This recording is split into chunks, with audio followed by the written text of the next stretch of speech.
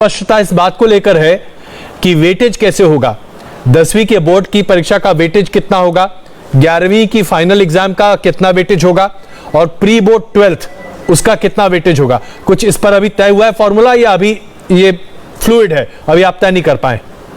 नहीं, इसके बारे में फार्मूला तय हो रहा है। हमारा माध्यमिक शिक्षा मंडल और शिक्षा विभाग के सभी लोग जो इसके एक्सपर्ट है वो तैयारी कर रहे हैं। हम कल तक इसका फार्मूला डिक्लेयर कर देंगे। उसका अलग से पूरी नीति, पूरे सर्कुलर जारी करने वाले हैं। इसमें पूरी पारदर्शिता होगी ना परमार साहब, क्योंकि बच्चों को इस बात को लेकर बड़ा ये रहता है कि भाई हमारे नंबर नहीं कटने चाहिए। पूरी पारदर्शिता होगी, छात्रों के साथ न्याय होगा और अभिभावक और विद्यार्थियों के बीच में जो अनिश्चितता का माहौल था वो अनिश्चितता का माहौल भी समाप्त होगा।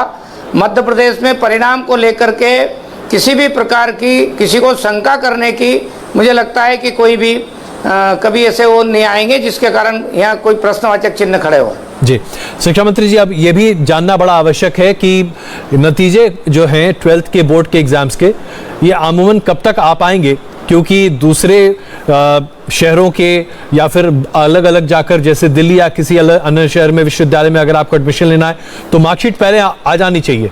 तो इसका भी कुछ आपने तय किया है, निर्धारण किया है कि कब तक आप रिजल्ट्स डिक्लेयर कर पाएंगे? बिल्कुल, हम पूरा टाइम टेबल बना रहे हैं, क्योंकि कल ही भारत सरकार ने निर्णय किया। हम उसके भी पहले 3-4 दिन से इस विकल्प पर भी काम शुरू कर दिया था, पर भारत सरकार का कल डिक्लेयर हो गया। उसके बाद में हम उसी विकल्प पर आगे बढ़ रहे हैं और हम एक निश्चित समय अवधि में मार्कशीट उपलब्ध करा देंगे ताकि बच्चों को अन्य जगह पर एडमिशन लेने में सुविधा हो जाए।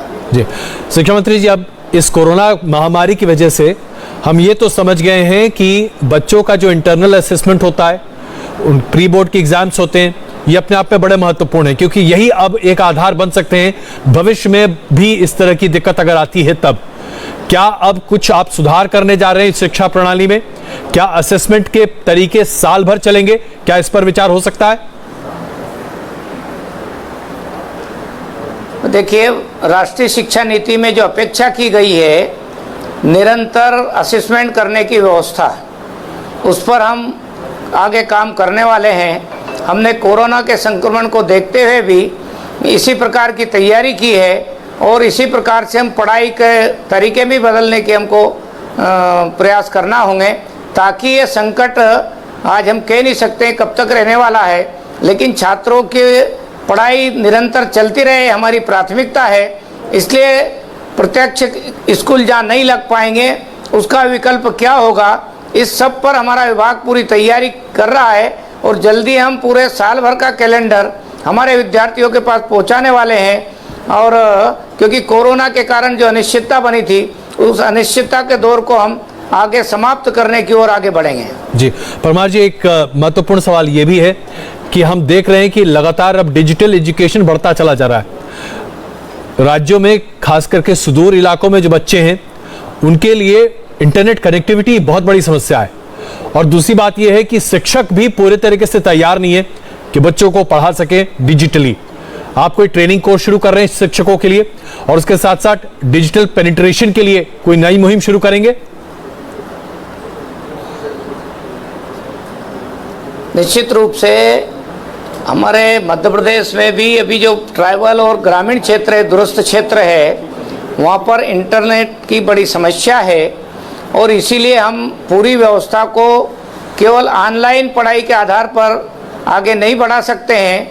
इसलिए मध्य प्रदेश के परिप्रेक्ष्य में हमने विचार किया है कि अब हम पिछले साल हमने पूरे मध्य प्रदेश के एक निर्णय किए थे, अब हम पढ़ाई कैसे होगी, किस किस स्कूल में हम स्कूल खोल सकते हैं, उन सब का निर्णय करने का अधिकार हम जिले के कलेक्टर को देंगे, ताकि कलेक्टर अपने अपने जिले में की परिस्थितियों का अध्ययन करते हुए कौन कौन से स्कूलों में पढ़ाई सुचारू रूप से चला सके। क्योंकि जहाँ पर इंटरनेट की सुविधा मिल रही है वहाँ तो हम ऑनलाइन भी पढ़ाई करा लेंगे, लेकिन जो दूरस्थ